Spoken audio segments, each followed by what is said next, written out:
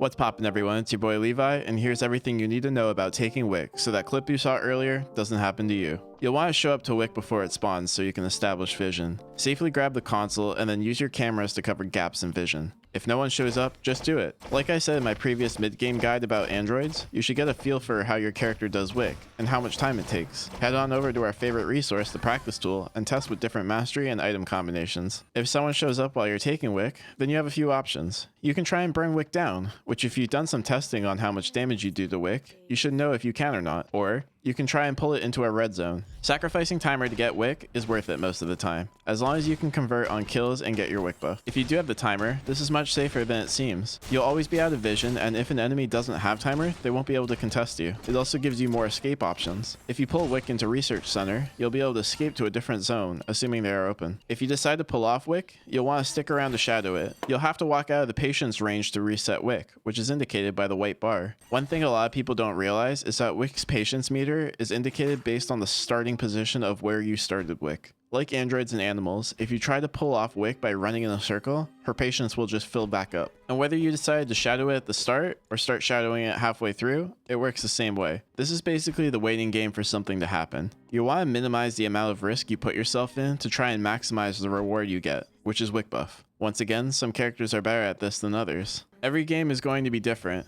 Different characters will be alive, Wick is going to run through different zones. I can't exactly tell you how to shadow Wick every game, but I can definitely give you some conditions to watch out for. Let's get the obvious out of the way. You'll want to keep a safe distance to where you're not at the risk of accidentally aggroing Wick, but not too far where someone can take it without you being there in time. You'll need to get a feel for how close your character needs to be, and that comes with practice. Try not to walk towards corners where your only option will be to walk over the slime. When you do so, Wick will aggro at you. You can see if Wick is aggroing onto somebody because she'll do this little sprint on the map. You'll want to watch out for characters with extensive poke. Because you're shadowing Wick, it means there are probably other players around. If you're just walking around following Wick aimlessly, you're susceptible to eating a few skill shots. Manage your positioning using bushes and corners so that you can stay out of sight. You will get dogpiled on if you start taking too much poke damage. This isn't teaming, you're just making yourself a free kill. On the contrary, if you're the character with lots of poke, you'll want to try and poke other players down. This makes it so they'll have to leave and heal, or you can try and get two other players to fight each other. If you have a ranged form of CC, and those two players are kind of near each other, try and force one of them to engage on the other by creating an opportunity. This gives you some time away to sneak and do Wick. Whether you showed up late, or if you started Wick and it's too low to peel off, you're going to want to save your burst to try and execute it. Most characters have some way of bursting, whether it's comboing abilities, weapon skills, or even basic attacks.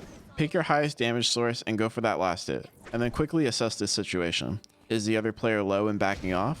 Are you low? Should you back off? What spells did the enemy use to try and burst it? What spells did you use? Since characters will be picking their highest damage spell to try and last hit Wick, this will leave you or your opponent vulnerable for a bit. Which brings me to my final point. Wick buff is worth more than the items it drops. Obviously, you want both if you can, but don't put yourself at risk trying to get the items, especially if you didn't get the buff. Cut your losses and get out of there if you don't have the health advantage. And that's the basics on how to take Wick buff. It's a very important part of the late game that you need to learn. In the next part, I'll be showing you how to push your advantage when you have Wick and how to starve the rest of the lobby for resources. However, if you find yourself struggling to make it to Wick, you'll want to click or tap the screen now to check out my video on the mid game of Eternal Return.